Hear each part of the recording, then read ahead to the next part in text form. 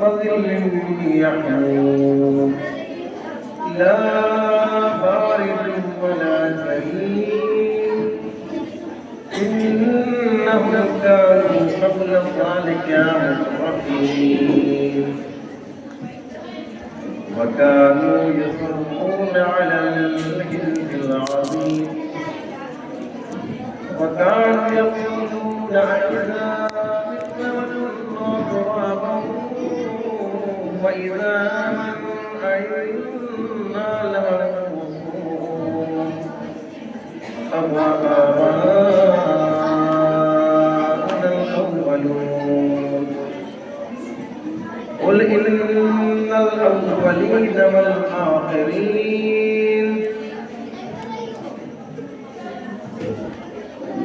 لمجموعون إلى لآكلون من شجر من زقوم فمالئون منها البطون فشاربون عليه من الحميم وشاربون شرب الهيم هذا نزلهم يوم الدين نحن خلقناكم فلولا تصدقون نحن خلقناكم فلولا تصدقون أفرأيتم ما كنتم أنتم تخلقونه أم نحن الخالقون نحن قدرنا بينكم الموت وما نحن بمسبوقين على أن نبدل أمثالكم وننشئكم فيما لا تعلمون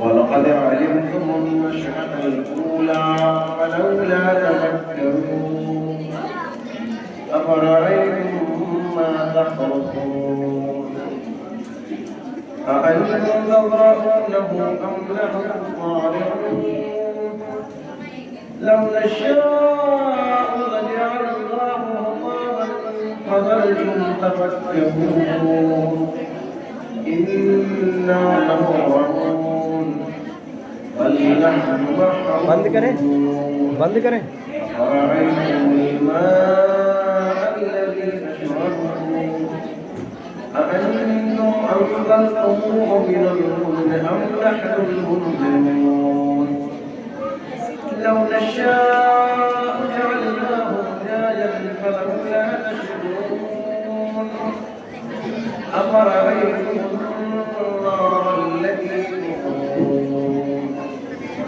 أأنتم أنشأتم شجرتها أم نحن المنشئون نحن خلقناها تذكرة ومتاعا للمقوين وسبح باسم ربك العظيم فلا أقسم بمواقع النجوم فإنه لقسم لو تعلمون عظيم إنه لقرآن كريم في كتاب مكنون لا يمسه إلا المطهرون تنزيل من رب العالمين أفبهذا الحديث أنتم مدحنون وتجعلون رزقكم أنكم تكذبون فلولا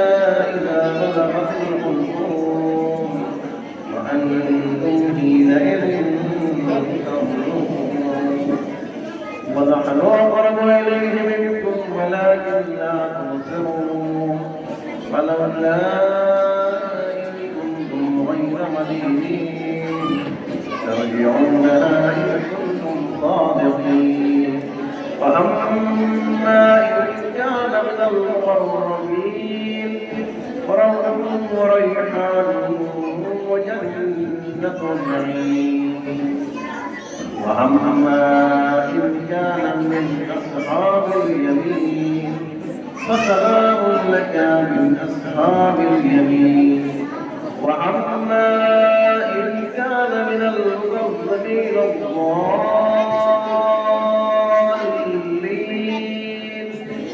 فنظر من حميم وتصلية الجحيم إن هذا لهو حق اليقين فسبح باسم ربك العظيم صدق الله العلي العظيم صلوات اللهم صل على محمد وآل محمد.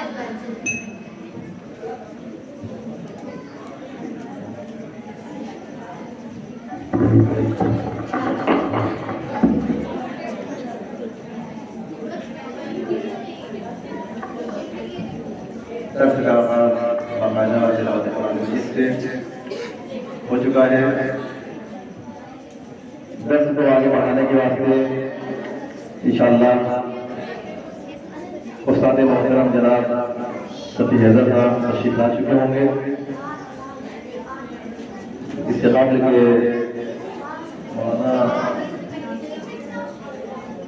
اپنی جگہ پر تشریف لائیں. آپ گزارش ہے ایک مرتبہ سورہ رحم 3 مرتبہ سورہ تحریم کی تلاوت فرما کر حجت اسلام المسلمین مولانا سید سرافراز ذیلی صاحب اور حاضرین کے تمام مرحومین اور مرحومات کے واسطے تلاوت فرما کر مرحومین کو بخشیں.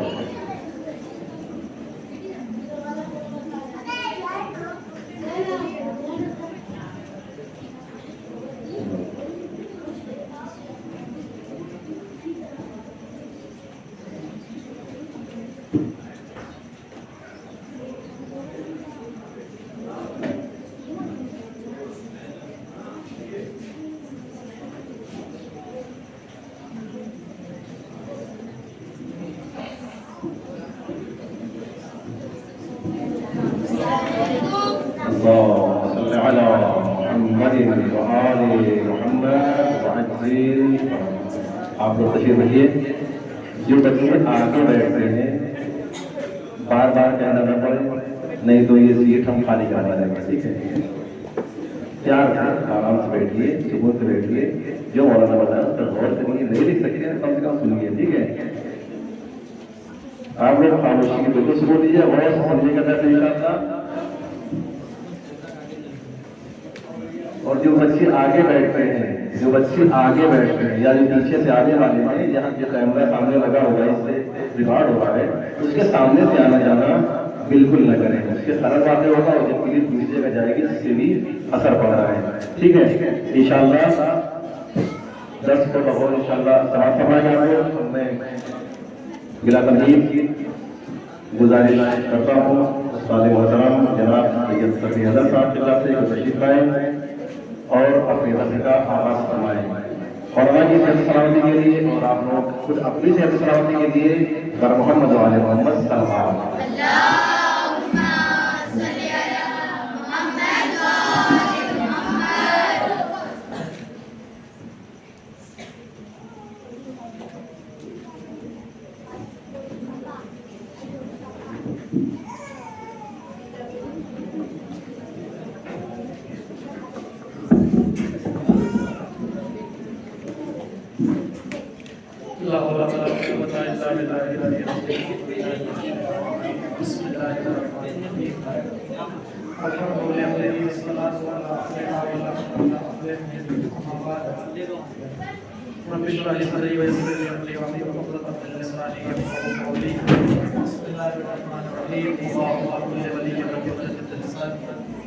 صلوات الله عليه وعلى آبائه في هذه الساعة وفي كل ساعة وليا وحافظا وقائما وناصرا ودليلا معينا حتى تسكنهم أرضك وموفقا لتوفيقا نبينا صلوات محمد اللهم صل على محمد وآل محمد.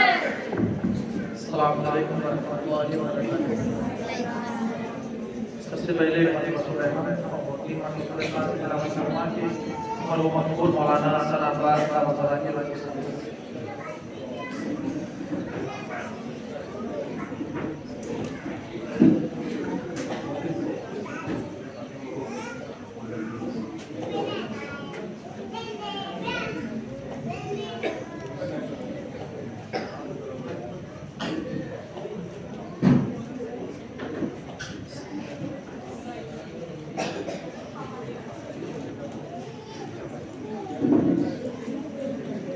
सल्लल्लाहु अलैहि वसल्लम।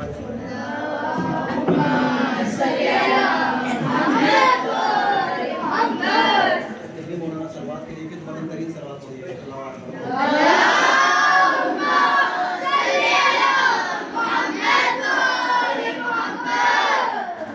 कल जहाँ पे बात तमाम हुई थी, तो बता सकता है आखिरी बात क्या बोलेंगे? पहली चीज क्या थी? सबसे पहली चीज है तौहीद के फायदों में गुनाहों से बचना, यानी जिस इंसान को परवरदिगार आलम पर यकीन हो जाएगा कि परवरदिगार हम पर अपनी नजर बनाए हुए है, हमारे अमाल पर हाजिर और नाजिर है, तो फिर इंसान खुद ब खुद गुनाहों से अपने आप को रोक लेगा। दूसरा पॉइंट, दूसरी बात तौहीद के फायदे में है तन्हाई का एहसास न करना, यानी जिस इंसान को अपने परवरदिगार आलम पर यकीन होता है, उसका दुनिया साथ दे न दे उसे फर्क नहीं पड़ता। क्यों? इसलिए कि उसका एतबार, उसका भरोसा अपने परवरदिगार के ऊपर कायम है।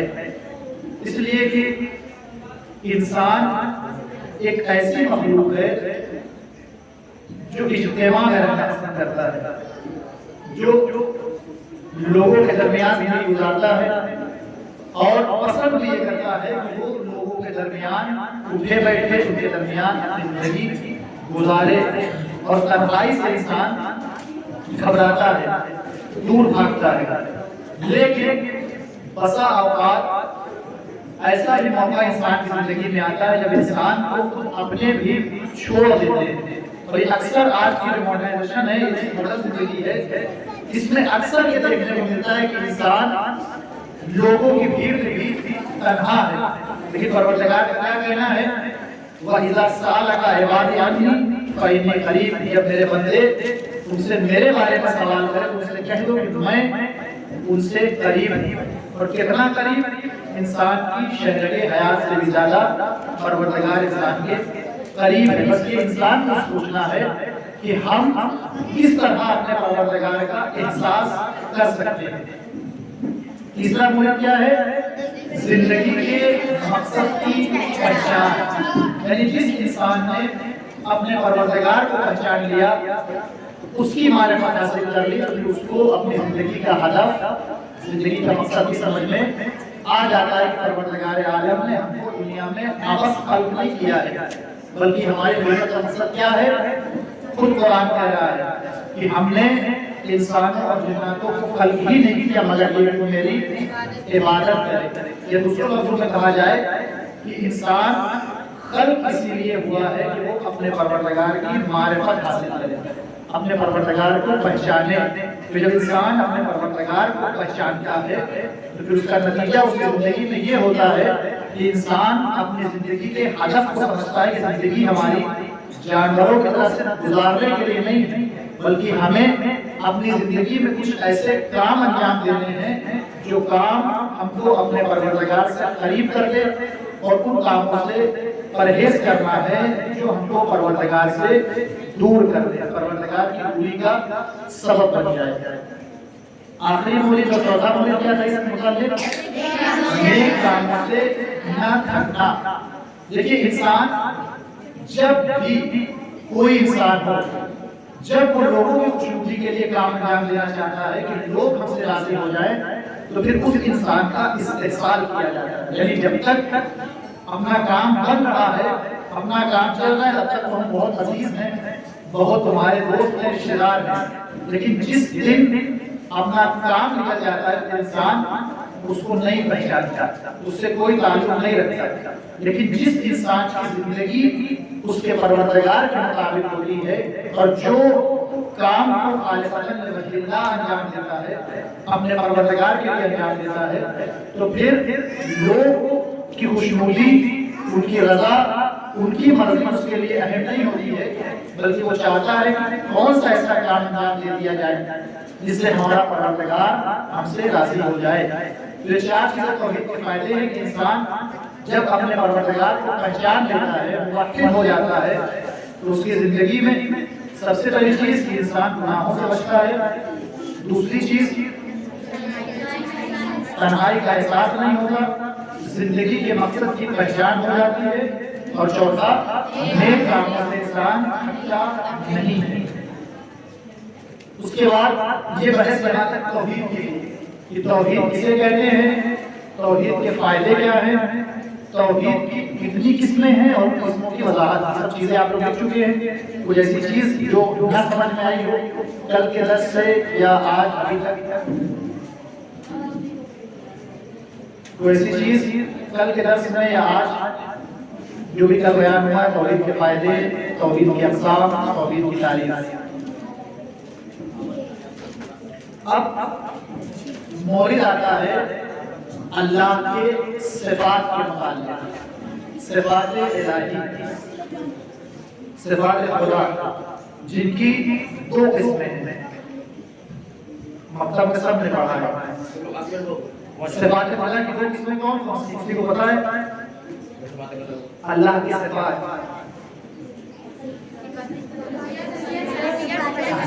صفات ربوبیہ اور صفات شرعیہ۔ صفات ربوبیہ کون سے صفات ہیں؟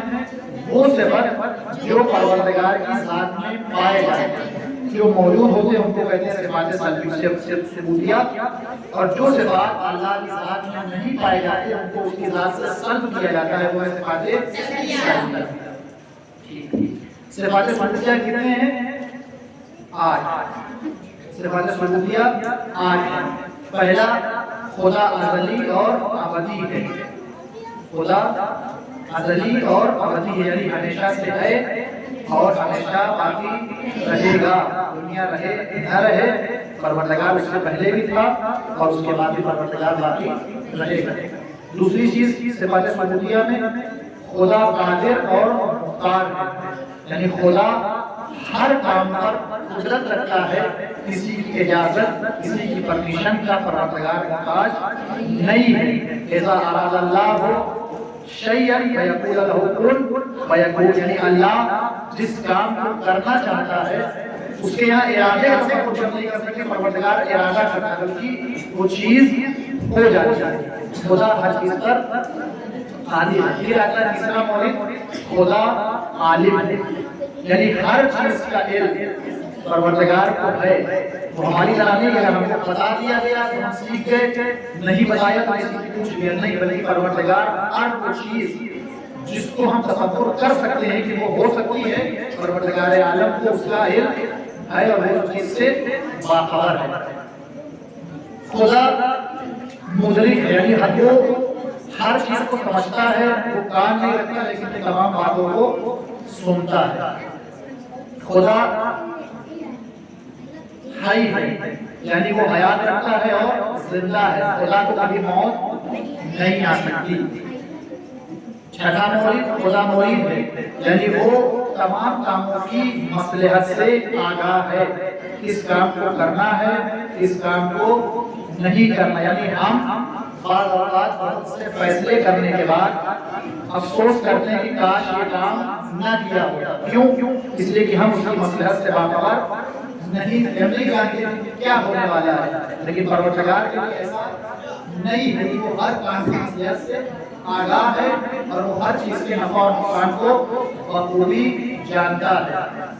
اس کے بعد مورد آتا ہے ساتواں، خدا متکلم ہے، یعنی خدا کلام کرتا ہے مگر یہ خدا زبان نہیں رکھتا، خدا زبان نہیں رکھتا لیکن کلام کرتا ہے، اس لیے کہ ہمارا عقیدہ کیا کہ خدا جسم و جسمانیت سے مبرہ اور پاک ہے، خدا جسم کا محتاج نہیں ہے، جو ذات جسم کی محتاج ہو وہ خدا نہیں ہے۔ پھر آخری مورد ہے خدا صادق ہے، یعنی وہ سچا ہے اور وہ جھوٹ نہیں بولتا، اس لیے کہ جھوٹ بولنا عقل کی نظر میں قبیح ہے، برا ہے، غلط ہے، اور خدا کبھی کوئی غلط کام انجام نہیں دیتا۔ یا نمبر آپ نے لکھی ہیں، پھر سے بولتے ہیں، کسی کو لکھنا ہو تو لکھے ہوئے ہیں، ٹھیک۔ اس کے بعد آتے ہیں دوسری قسم، صفات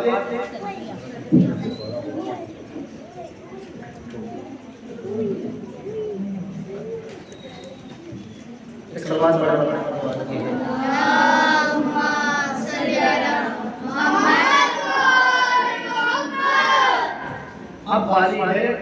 خدا کے ان صفات کے جو خدا کی ذات میں نہیں پائے جائے، یعنی صفات سلبیہ۔ صفات سلبیہ ان صفات کو کہتے ہیں جن میں عیب اور نقص اور برائی پائی جاتی ہے، تعریف کے لیے ان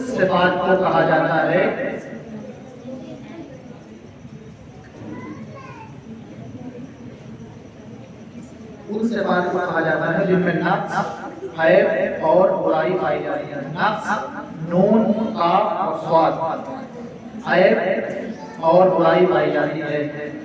اور خدا میں یہ لکھنا نہیں ہے، خدا میں کسی قسم کی کوئی برائی نہیں پائی جاتی۔ سب سے پہلی چیز کیا ہے؟ خدا شریک نہیں رکھتا، خدا وحدہ لا شریک ہے، کوئی بھی اس کے کاموں میں اس کا شریک نہیں ہے۔ اور یہی اگر اس کو الٹ دیا جائے تو یہ خدا کی توحید ذات کی تعریف بھی ہو جائے گی۔ توحید ذات کا مطلب کیا تھا؟ کہ کوئی خدا کا شریک نہیں ہے، نہ وہ کسی کا بیٹا ہے نہ کسی کا باپ۔ پہلی چیز خدا شریک نہیں رکھتا، وہ خالق کل ہے، خالق حقیقت ہے۔ دوسرا خدا مرکب نہیں ہے، یعنی کیا مطلب؟ کہ خدا مرکب نہیں ہے، یعنی خدا کسی چیز سے مل کر نہیں بنا ہے۔ خدا کسی چیز سے مل کر نہیں بنا ہے، نہ وہ کسی چیز کا جز ہے اور نہ کوئی چیز اس کا جز ہے۔ خدا مرکب نہیں ہے۔ تیسری چیز، خدا جسم نہیں رکھتا۔ خدا جسم نہیں رکھتا، یعنی کیا مطلب؟ کہ جو جسم ہوتا ہے اس کے اندر لمبائی، چوڑائی، گہرائی سب چیزیں پائی جاتی ہیں، لیکن خدا کے وجود میں ان سب چیزوں کا تصور نہیں پایا جاتا ہے۔ لہٰذا خدا جسم و جسمانیت سے پاک و پاکیزہ ہے۔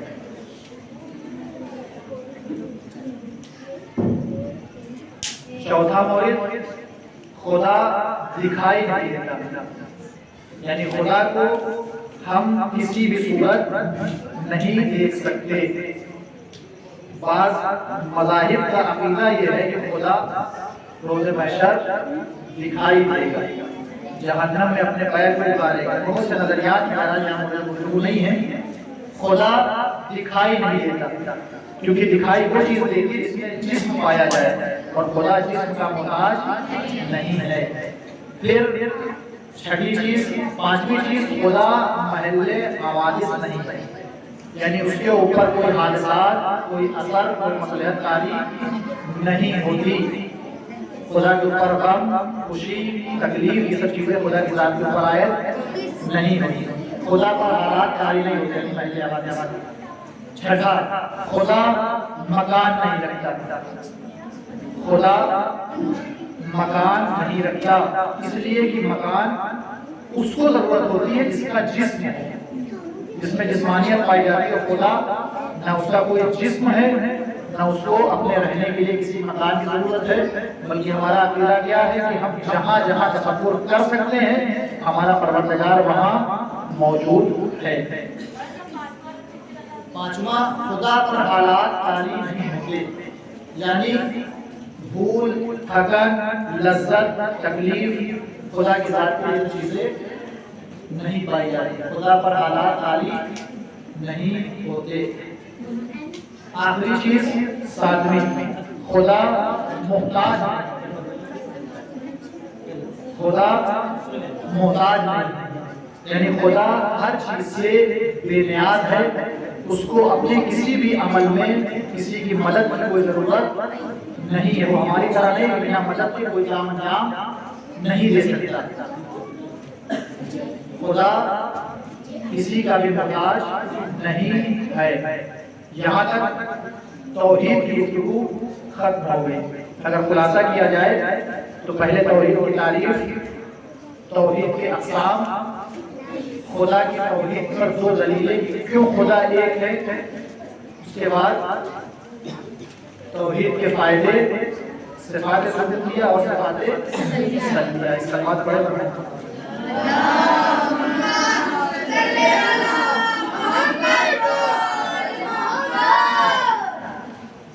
اب بڑھتے ہیں اصول دین میں یا عقائد کی دوسری منزل کیا ہے؟ دوسری عقائد میں توحید کے بعد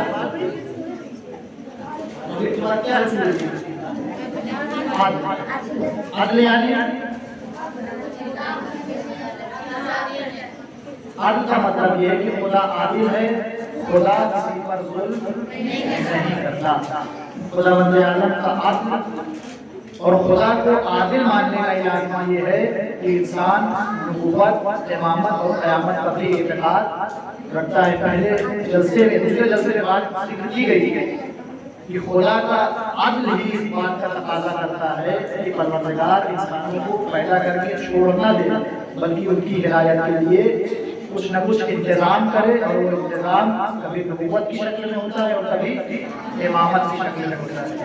کبھی نبی انسان کی ہدایت کرتے ہیں اور نبی کے بعد 12 اماموں کو اللہ نے ہماری ہدایت کے لیے خلق کیا ہے۔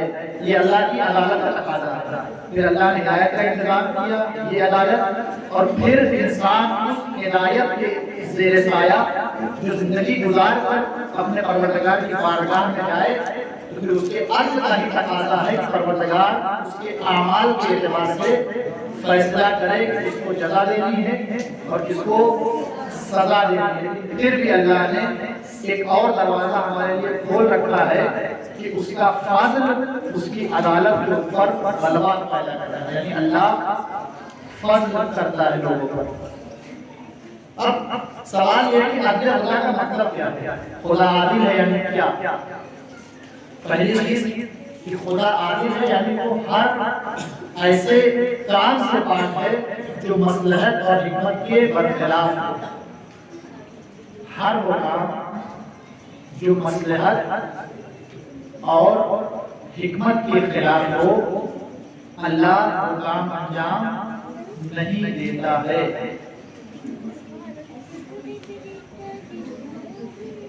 عدل الہی یعنی وہ کام جو مصلحت اور حکمت کے خلاف ہو، اللہ اس کام کا انجام نہیں دیتا ہے، اس لیے کہ اللہ حکیم ہے اور اس کا ہر کام حکمت سے خالی نہیں ہے۔ وہ کسی کو رزق دے تو بھی اس کی حکمت ہے، اور کسی کو ایک وقت بھوکا رکھے تو بھی اللہ کی حکمت ہے۔ کسی کے پاس دولت ہو تو بھی اللہ کی حکمت ہے، اور دولت نہ ہو تو بھی اللہ کی حکمت ہے۔ ہمارے یہاں ذرا سا اگر کسی پر مصیبت آتی ہے، کسی اپنے کا انتقال ہو جائے، کوئی حادثہ ہو جائے، تو فوراً انسان کہنے لگتا ہے کہ کیا ہمیں ملے تھے، دنیا میں اور لوگ نہیں تھے۔ یہ اللہ کی عدالت پر سب سے بڑا حرام ہے، اور جو اللہ کی عدالت پہ شک کرے تو پھر وہ اللہ کو موحد، وہ اللہ کی توحید کا قائل نہیں ہو سکتا۔ پہلی چیز یہ ہے کہ اللہ وہ کام انجام نہیں دیتا جو حکمت اور مصلحت سے خالی خلاف ہے۔ دوسرا کیا ہے؟ عدل الہی یعنی اللہ عادل ہے، اس کی بارگاہ میں ہر انسان برابر، ہر انسان اللہ کی بارگاہ میں برابر ہے۔ یعنی اللہ کے ایسا نہیں ہوتا کہ آپ پیسے والے ہیں تو آپ آگے بیٹھیے، آپ پیسے والے نہیں تو آپ پیچھے جا کے بیٹھیے، نہیں، بلکہ اللہ کا معیار کیا ہے انسان کی قربت کا؟ اِنَّ أَكْرَمَكُمْ عِندَ اللَّهِ أَتْقَاكُمْ۔ اللہ کے نزدیک سب سے زیادہ بہترین اور کریم انسان کون ہے؟ جس کے دل میں اللہ کا ڈر پایا جاتا ہے، یعنی اللہ کا تقویٰ اس کی زندگی میں ہو۔ ایک بات بھائی غور سے کروں کہ ہمارے یہاں جب تقوی کی تعریف کی جاتی ہے لفظ تقویٰ تو ہم بہت گھبرا جاتے ہیں۔ تقویٰ یعنی گھر چھوڑ کے ایک ہاتھ میں چٹائی، ایک ہاتھ میں تسبیح لے کے پہاڑوں پر جا کر بیٹھ جائیں اور اللہ اللہ کرتے رہیں، اس کو ہم تقویٰ سمجھتے ہیں۔ بلکہ روایت تقویٰ کیا ہے کہ ہر وہ کام جس کو اللہ نے واجب قرار دیا ہے اس کو انجام دیں، اور جن کاموں سے پروردگار عالم نے منع کیا ہے، جن کو حرام قرار دیا ہے، ان سے اپنے آپ کو روک لیں۔ یہی تقوی الہی ہے، اور اللہ کے ڈر کے لیے یہ کافی ہے۔ تقوی کی تعریف پڑھیں، ہر وہ کام جس کو اللہ نے واجب کیا ہے اس کو انجام دینا ہے، جس سے منع کیا ہے اس کو نہیں کرنا ہے۔ یہی ہے تقوی الہی اور اللہ کا ڈر۔ اپنا گھر چھوڑنا ہے، نہ شہر چھوڑنا ہے، نہ ملک چھوڑنا ہے، بلکہ انسان اپنے گھر میں لوگوں کے درمیان رہ کے بھی اپنے آپ کو متقی اور پرہیزگار بنا سکتا ہے۔ عدل الہی کی تعریف کیا ہوئی؟ پہلی چیز عدل الہی کا کیا مطلب ہے کہ اللہ حکمت اور مصلحت کے خلاف کوئی کام انجام نہیں دیتا، اور دوسری چیز کہ اللہ کی بارگاہ میں ہر انسان برابر ہے۔ برتری کا معیار کیا ہے؟ تقوی الہی۔ جس کا تقوی وہ اللہ کے نزدیک زیادہ معتبر اور قریب ہے۔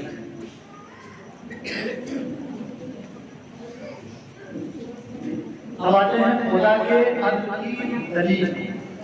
اللہ عادل ہے تو کیوں؟ ظاہر سی بات ہے کہ اگر کوئی چیز کہی جا رہی ہے اس پر دلیل ہونا چاہیے کہ فلاں چیز ہے تو کیوں ہے؟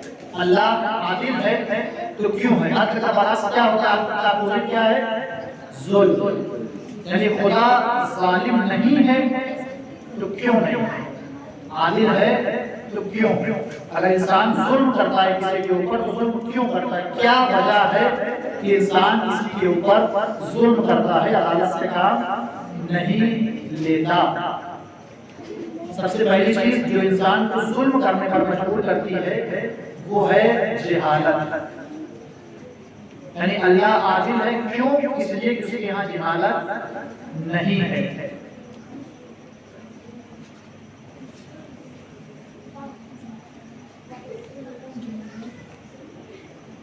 جہالت یعنی نہ جاننا۔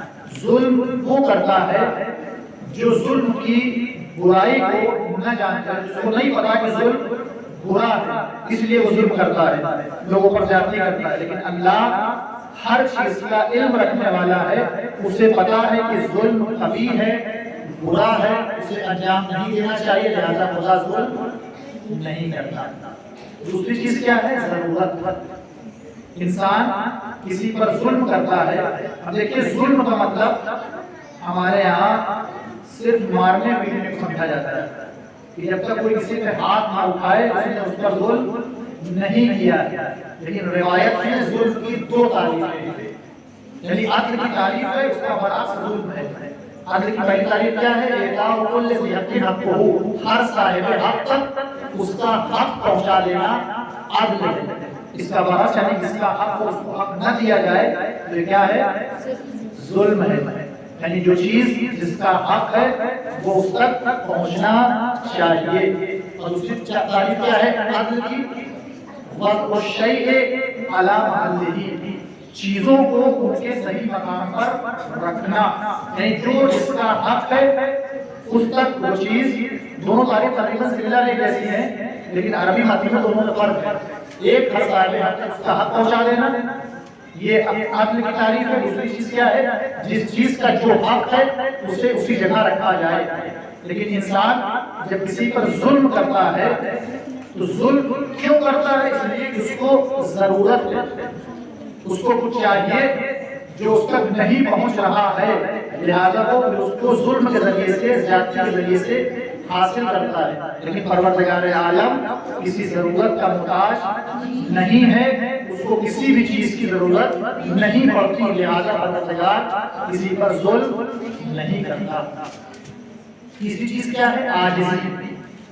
عین الف جیم زیر یہ عاجزی۔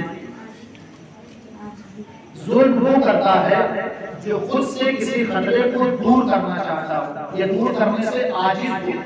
کوئی مصیبت آئی اس کا مقابلہ نہیں کر سکتے، اس سے نہیں نپٹ سکتے، نہیں لڑ سکتے، تو اب ظلم کرتے ہیں تاکہ اس سے بچا جا سکے۔ لیکن پروردگار عالم نہ کسی سے ڈرتا ہے نہ اس کو کسی چیز کا خطرہ اور خوف ہے۔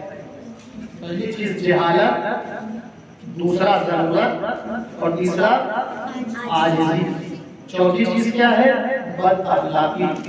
کبھی کبھی انسان ظلم اس لیے کرتا ہے کہ وہ بد اخلاق ہے، اس کو نہیں پتا کہ ہم کو فلاں کے ساتھ کس طرح رہنا ہے، ہم کو فلاں کے ساتھ کیسا برتاؤ کرنا ہے، اور پھر اس کو اس کی بد اخلاقی اس سے ظلم کرواتے ہیں، لیکن پروردگار عالم ظلم کیوں نہیں کرتا؟ اس لیے پروردگار بد اخلاق نہیں ہے۔ اور یہی وہ اسباب ہیں یہ چار جن کی وجہ سے دنیا میں ظلم ہوتا ہے، کبھی ضرورت کی بنیاد پر، کبھی جہالت کی بنیاد پر، کبھی عاجزی اور خطرے کو دور کرنے کے لحاظ پر، اور کبھی کبھی بد اخلاقی کی بنیاد پر انسان دوسروں پر ظلم کرتا ہے۔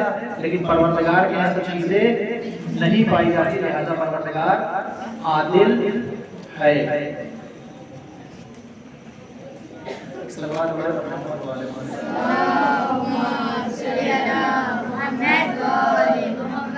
کوئی سوال کسی کو؟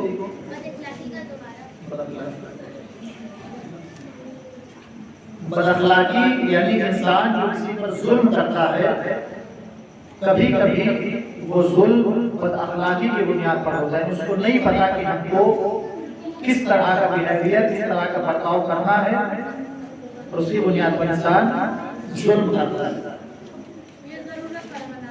ضرورت ظلم وہ کرتا ہے کسی چیز کا محتاج ہے، اسے کچھ چاہیے۔ مثلا ایک آدمی بھوکا ہے، اسے کھانے کی ضرورت ہے، مانگا نہیں ملا، اب اس کو اپنی بھوک مٹانی ہے، وہ چھین کے کھائے گا، کسی سے مار کے لے گا، یہ ظلم ہے۔ لیکن اس کو اس ضرورت ہے کھانے کی، لہذا اس ضرورت کے تحت وہ ظلم کر رہا ہے۔ لیکن پروردگار کسی بھی چیز کا محتاج نہیں ہے، اس کو کسی بھی چیز کی ضرورت نہیں پڑتی۔ اور کوئی؟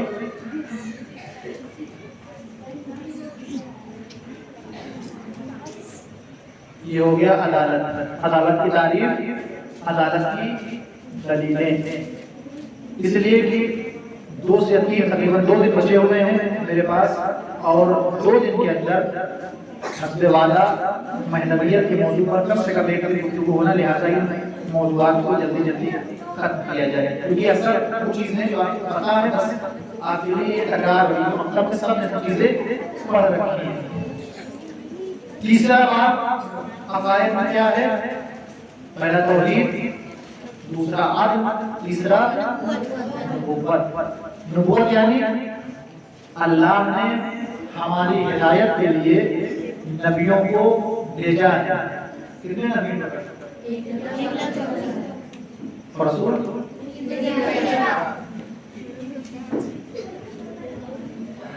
نبوت یعنی اللہ نے انسان کی ہدایت کے لیے سلسلہ قائم کیا ہے، ہدایت کے لیے نبیوں کو بھیجا ہے، اس سلسلے کو نبوت کہا جاتا ہے۔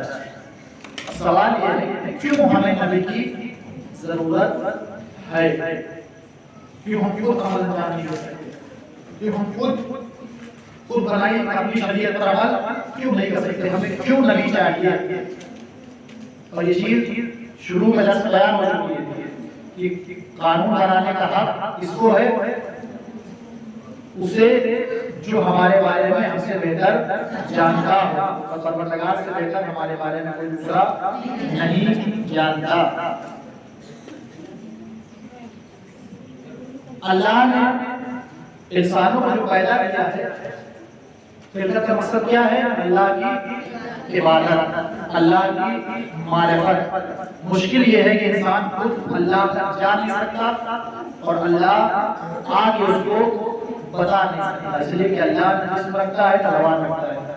لہذا ضروری ہے کہ کوئی ایک ایسا واسطہ ہو جس کے ذریعے سے پروردگار عالم دین کی تعلیمات لوگوں تک پہنچائے، اور اس سلسلے کی ایک کڑی کو نبوت کہا جاتا ہے۔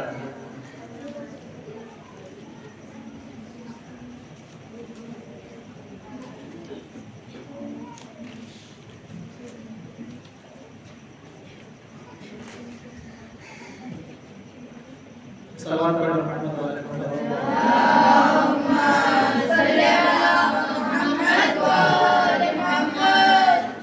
ایک شخص نے چھٹےواں میں نبی صلی اللہ علیہ وسلم سے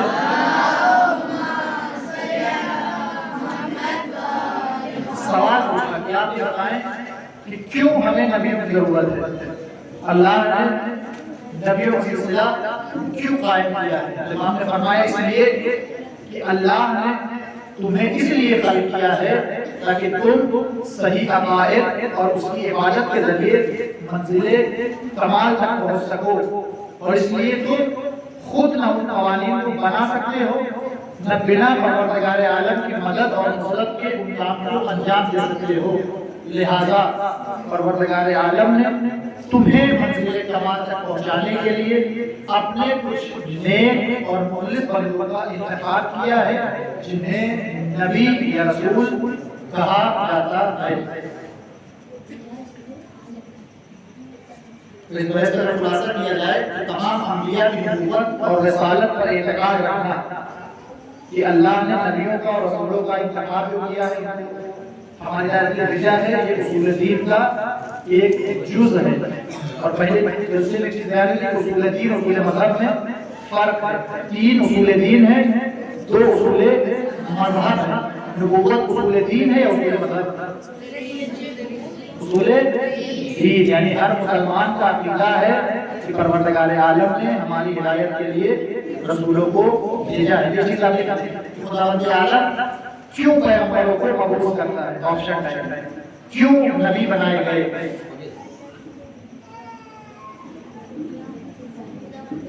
نبیوں کو کیوں بنایا، نبی کیوں بھیجے گئے؟ نمبر ایک، تاکہ انسان کمال تک پہنچ سکے،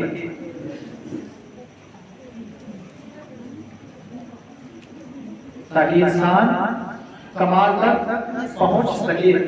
نمبر دو، پیغمبر انسانوں کے لیے نمونہ عمل بن سکے، یعنی ان کو دیکھ کے انسان عمل انجام دے۔ پیغمبر نمونہ عمل بن سکے۔ پہلی چیز کیا ہے؟ انسان کمال تک پہنچ سکے۔ دوسرا، پیغمبر انسان کے لیے نمونہ عمل بن سکے۔ اور تیسرا، انسانوں کی صحیح ہدایت اور رہنمائی ہو سکے۔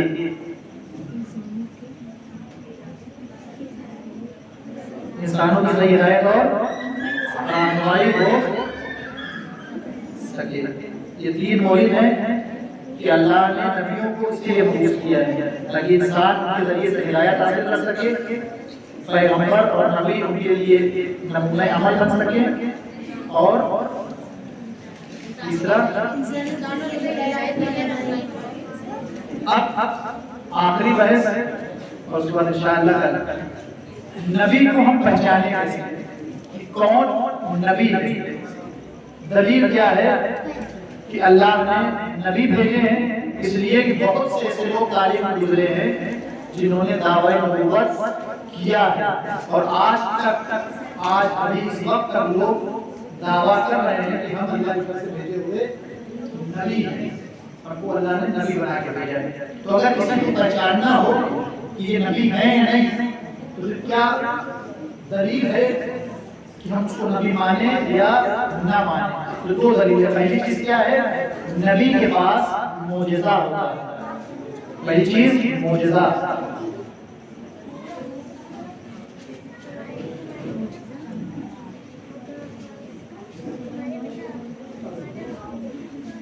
نبیوں کو اللہ نے معجزے کی قوت دی۔ معجزہ یعنی وہ کام جس کو دنیا میں کوئی دوسرا اللہ کے خالص بندوں کے علاوہ کوئی دوسرا انجام نہیں دے سکتا، اور کوئی معمولی کام نہیں ہوتا۔ ہر نبی کا معجزہ اس کے زمانے کے اعتبار سے بدلتا رہا۔ پیغمبر اعظم اسلام کا معجزہ کیا ہے؟ کسی کو پتہ ہے؟ رسول اعظم کا سب سے بڑا معجزہ رسول اسلام حضرت مصطفیٰ صلی اللہ علیہ وآلہ وسلم کا سب سے بڑا معجزہ کیا ہے؟ کیا؟ رسول اللہ کا سب سے بڑا معجزہ قرآن ہے۔ جناب عیسیٰ کا معجزہ جناب عیسیٰ مردوں کو زندہ کرنا، جناب موسیٰ کا عصا۔ یہ ہیں معجزے جو ہر وقت اور ضرورت کے اعتبار سے پروردگار عالم اپنے نبیوں کو عطا کرتا ہے تاکہ لوگوں کے سامنے ثابت کر سکے کہ وہ اللہ کی جانب سے بھیجا ہوا نبی یا رسول ہے۔ اور دوسری چیز کیا ہے؟ دوسری دلیل اس سے پہلے آنے والے نبی کی پیشین گوئی، یعنی آنے والا موجودہ نبی آنے والے نبی کی خبر دے، جیسے جناب عیسیٰ نے پیغمبر اسلام کے متعلق خبر دی تھی کہ ایک نبی آئے گا جس کا نام احمد ہوگا۔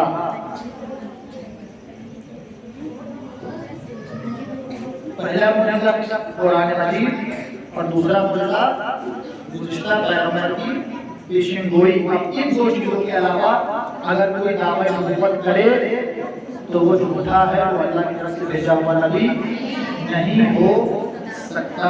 صلوات پڑھیں محمد والے محمد۔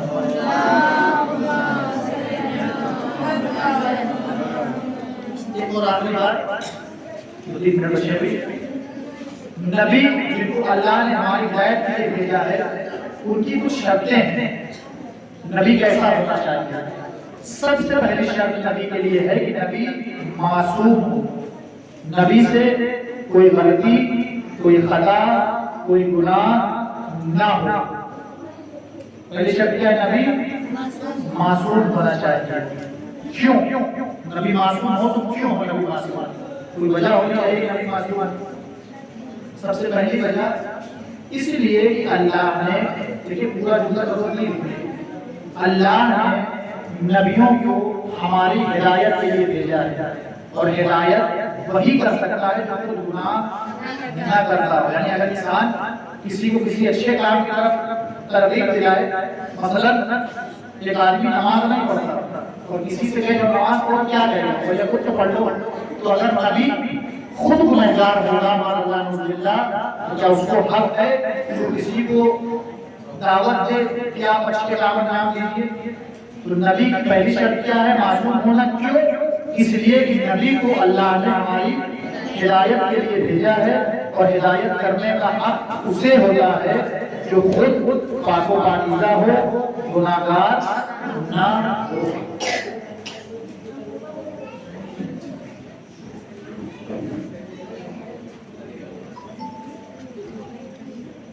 ٹھیک ہے، آپ کو دعوانا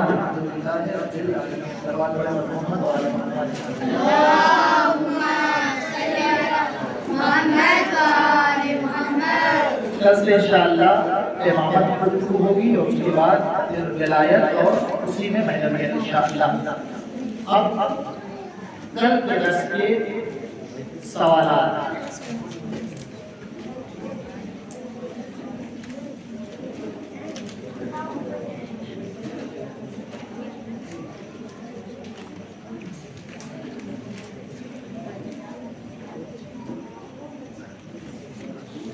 ہمارا ہے جواب کے لیے گھر سے کوئی بات ہے؟ خدا کی وحدانیت کی 2 دلیلیں، کل 2 علتیں بیان کی گئی تھی۔ خدا ایک ہے، کیوں ہے خدا ایک؟ کوئی دلیل اس کی؟ اللہ ایک ہے، کیوں؟ کیسے ہے اللہ ایک؟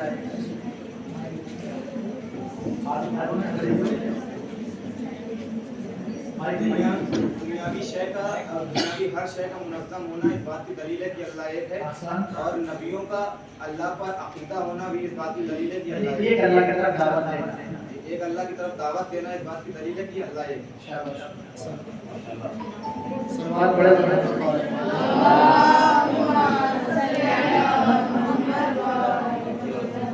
اب ادھر سے کوئی آمادہ ہے؟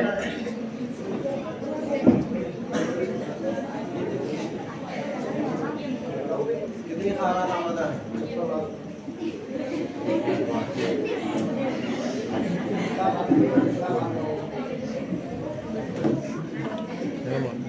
جزاک اللہ علی ماشاء اللہ ان کی سلامتی کے لیے، ان کے محفوظ کے لیے کرم کرم نعرہ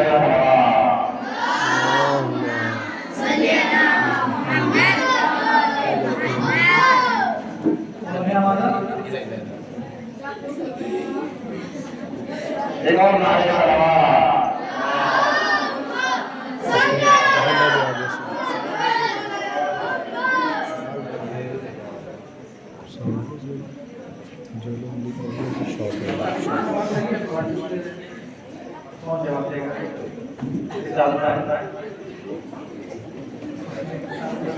سب سے پہلے دو چھوڑ لو توحید کی کتنی قسمیں ہیں کسی ایک قسم کی مختصر وضاحت. کتنی قسمیں ہیں کسی ایک کی وضاحت. توحید کی کتنی قسمیں ہیں ان میں سے ایک قسم کی وضاحت کرنا. یہ بھائی پڑھا شارٹ بناؤ شارٹ بناؤ جو آگے دوسرا لوگ بیٹھے لکھا تھا ان کا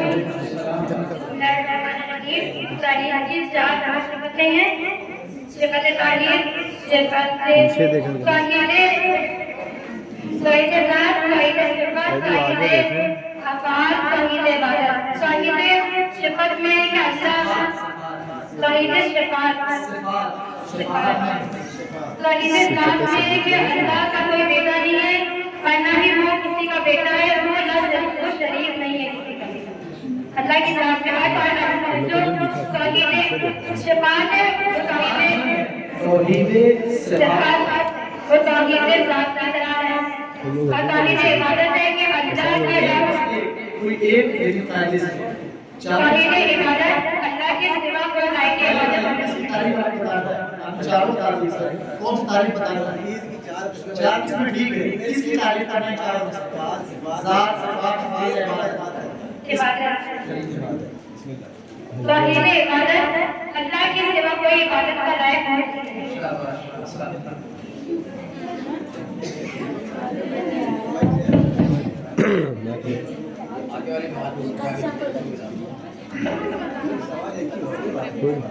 لکھو لکھو لکھو لکھو لکھو جو اٹھا لکھو کیمرہ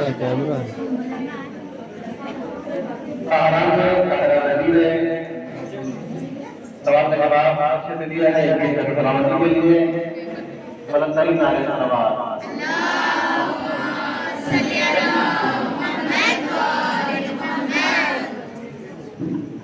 جزاک اللہ. کسی کا کوئی سوال؟ اگر تین لوگ لکھا تھا ان کے شارٹ پیچھے دیکھ رہا ہے پیچھے دیکھ جتنے رہا درس دیا ہے تو ان 4 دنوں میں جو پڑھایا گیا ہے ان کا سمجھ میں آئی ہو کسی کو تو وہ اس سلسلے میں سوال کر سکتا ہے. اے کوئی سوال انشاءاللہ بات باتیں ہوں گے. کوئی سوال نہیں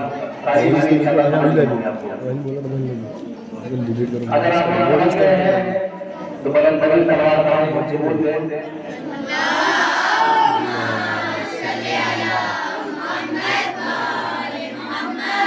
جیسا کہ اس سے پہلے آپ کیا جا سکتا ہے کہ یہ سوال اگر سامنے نہیں پوچھا جا سکتا ہے تو یہاں سے کاغذ آتے ہیں اس پہ لکھ کر کے مولانا تک پہنچا سکتے ہیں تاکہ مولانا سوال کو پڑھ کے اس کی توضیح دے سکے اس کا جواب دے سکے.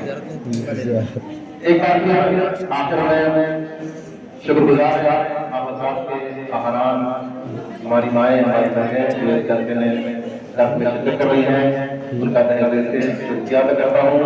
اور آخر میں ایک مرتبہ جاری کا اجلاس ہو رہا ہے ان کے لیے اور ہم کے لیے ایک مرتبہ سورہ الحمد 3 مرتبہ سورہ تحریر کی تلاوت فرما کر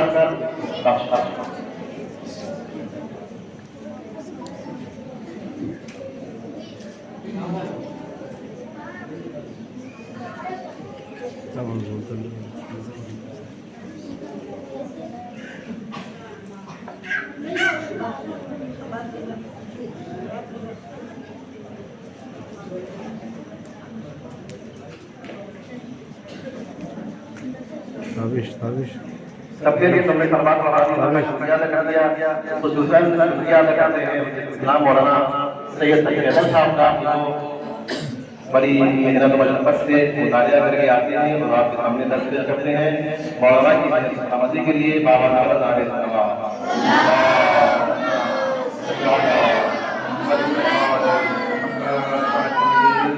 مل کے سب دعائیں سمجھ پڑھیں گے. بسم اللہ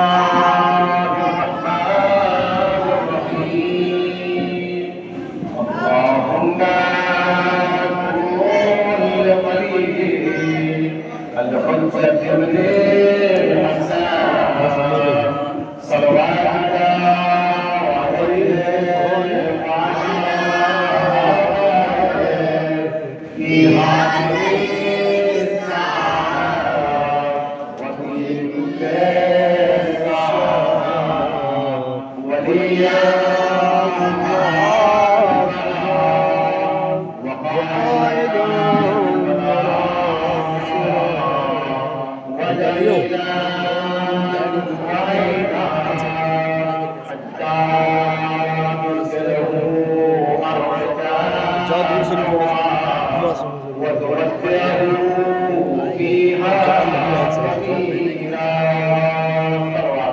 धुआं से ले बेटा तुम लोग बाहर बैठ जाओ।